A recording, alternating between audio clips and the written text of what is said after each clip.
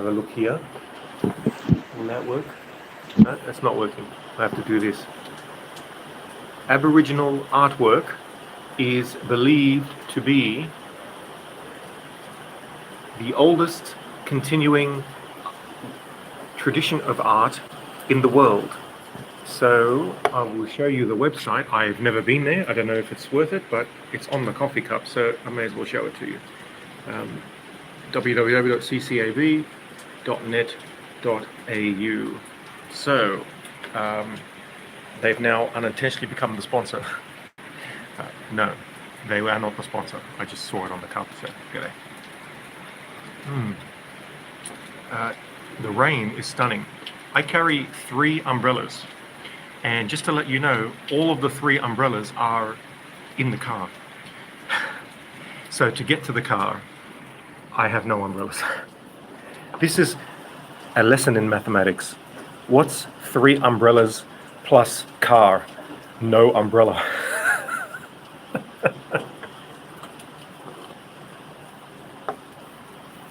That's life. What are you going to do? Anyway, pleasure to see you. It is exhausting. It is a massive day, from teaching to research to meeting with co-supervisor to mentoring. G'day, Michael out. Hello. So I actually remembered you today, Michael out, because I had another tutor approach me in the tutoring center and wanted to ask about my life. Now, this is quite interesting because I have now had multiple young people in their 20s ask me questions about life, how to, the questions we would have asked at 20. So nothing's changed in that respect. It's how to get girls, how to be successful, what's the meaning in life, how are you like so relaxed now, how did you get girls? And it's just hilarious, like, because you forget that you used to ask these questions that seem so banal at this time. The young scallywags, oh, scallywags. Yeah, so did you see this? I think you missed it. But if you had a look at, hi Isla Walsh, lovely to see you. But it was fascinating to actually answer the questions, because how do you explain things that they haven't yet experienced? It's like, how do you describe the color red to someone who's never seen it?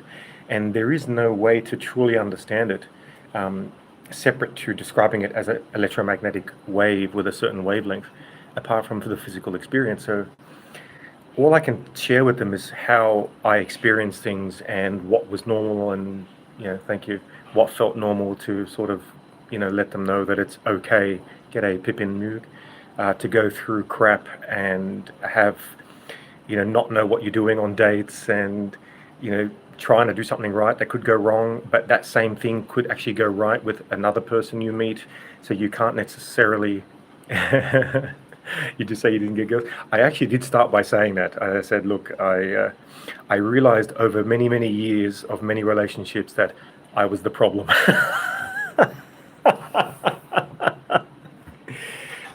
Funny.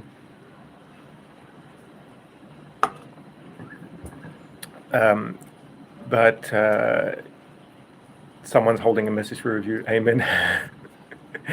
Yeah. So, but it's you learn a lot about yourself and about the other people you date, and you become more accepting of who you are as a person, and you figure out who you are as a person as you get older. And ironically, it actually, the less you care, the more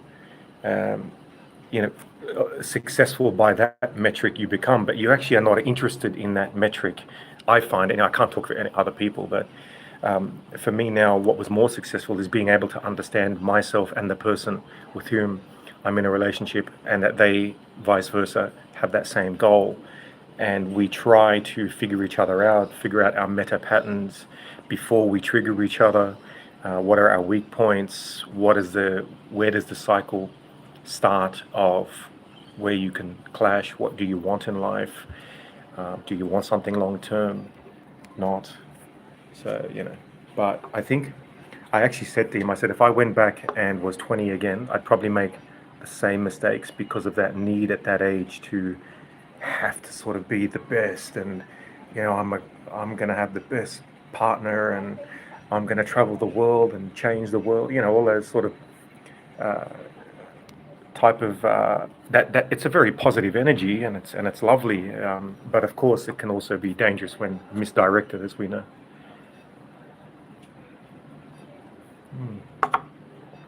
So yeah, that's the story, my friend.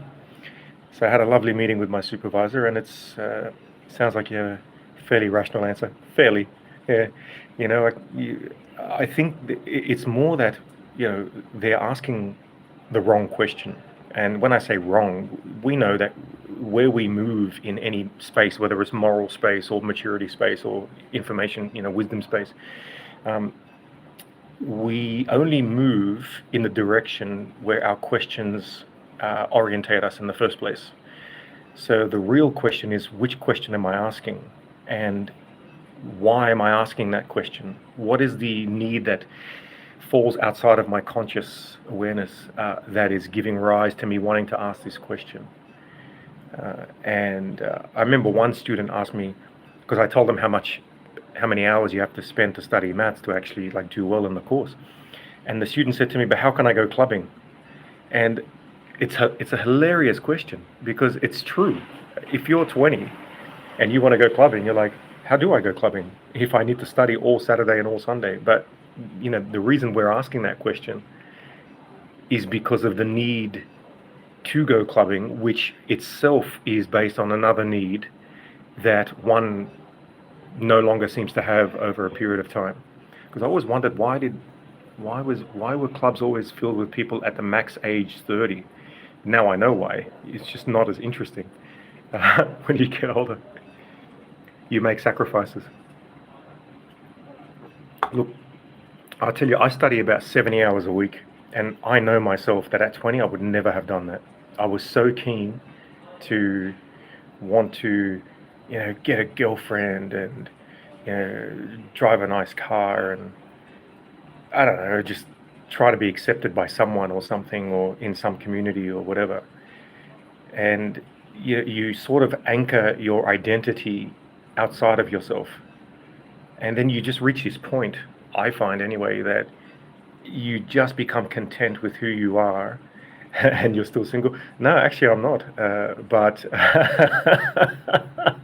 that's actually a funny line. Because you can actually, with that mindset, you can still be single or not, but it doesn't actually matter anymore. That's the level you reach. And the funny thing is that once I reach that level, ironically, that's when you start having to actually say no to opportunities, which would never have happened in my 20s or 30s. Oh my God, can you imagine?